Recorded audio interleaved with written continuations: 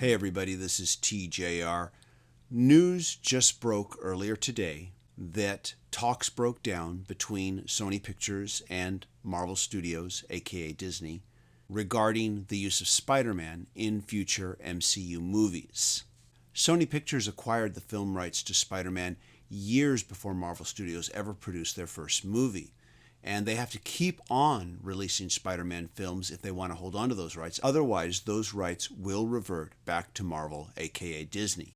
One of the main reasons why the first Andrew Garfield starring version of Spider-Man was made was so that Sony could hold on to the rights. And at that time, the Marvel Cinematic Universe was really taking off and was proving to be very successful. So Sony thought that they could build a franchise cinematic universe around Spider-Man. But then their second Amazing Spider-Man film was a bomb both in the box office and with audience and critical reaction. So this led to the rather unprecedented negotiation between Sony and Marvel to share the character, thus allowing Spider-Man to be integrated into the Marvel Cinematic Universe in the same way that he's integrated into the Marvel comic book universe. The appearance of this version of Spider-Man in motion pictures like Captain America Civil War and the last two Avengers films are solely Marvel Studio productions. The appearance of Spider-Man in Spider-Man Homecoming and Spider-Man Far From Home, however, are co-production efforts between both Sony and Marvel Studios.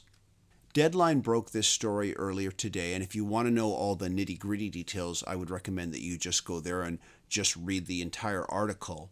But basically, Disney wanted a whole lot more money. They wanted 50% versus the 5% first dollar gross that they currently receive.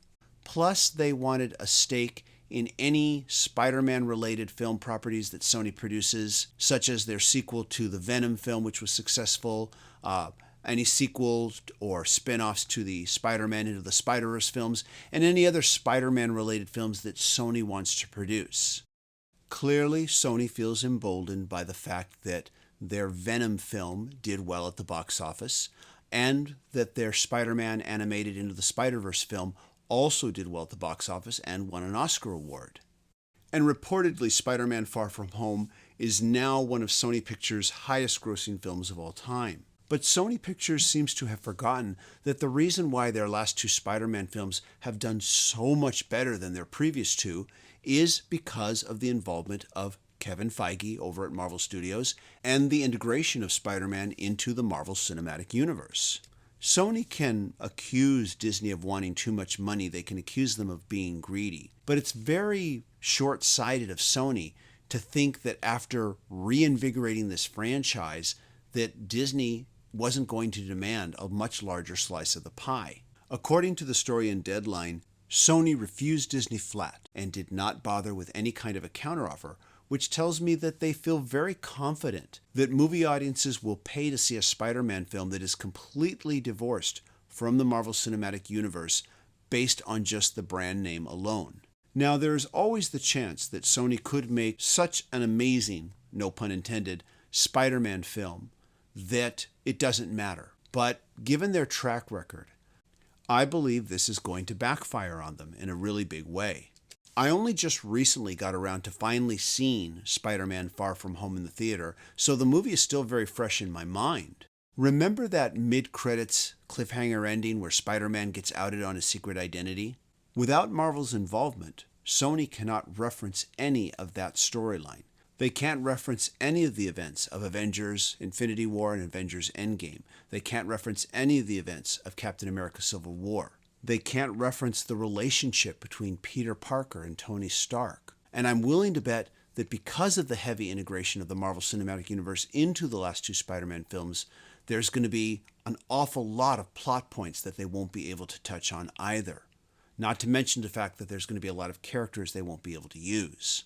And yet Sony still has Tom Holland under contract to play Spider-Man, and it looks like they have every intention of moving forward with him to continue the role.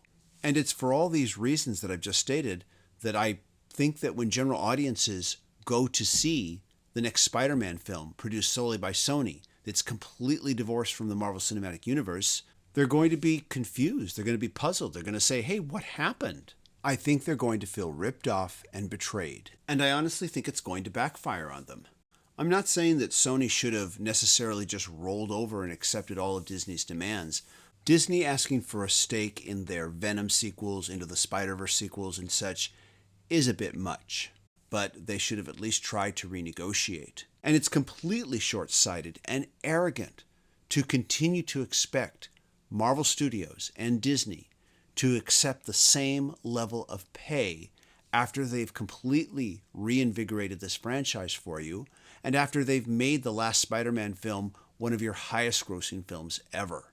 I think that the hardcore Marvel fans are just going to stay away. And I think that the general audiences who see Tom Holland in the trailer and see the brand logo Spider-Man, who do go, are going to be very confused and they're going to feel very betrayed. And I think it's going to backfire on you.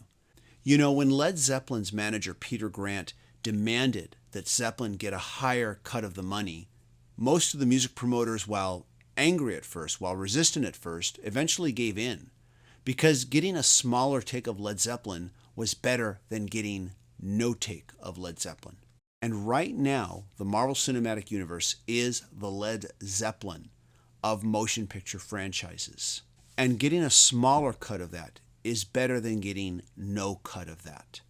At the very least, Sony should have tried to renegotiate different terms, at least until the Marvel Cinematic Universe stops being the Led Zeppelin of movie franchises. This is TJR. Those are my thoughts. I'm looking forward to checking out your thoughts in the comments. If you like what I'm doing and want to see more, please remember to click like, click subscribe, and smash that notifications icon so you can know when I release new videos. If you want to go the extra mile, please consider visiting my Patreon page and becoming a patron supporter. Everybody, thank you so much for watching. Take care. Bye-bye.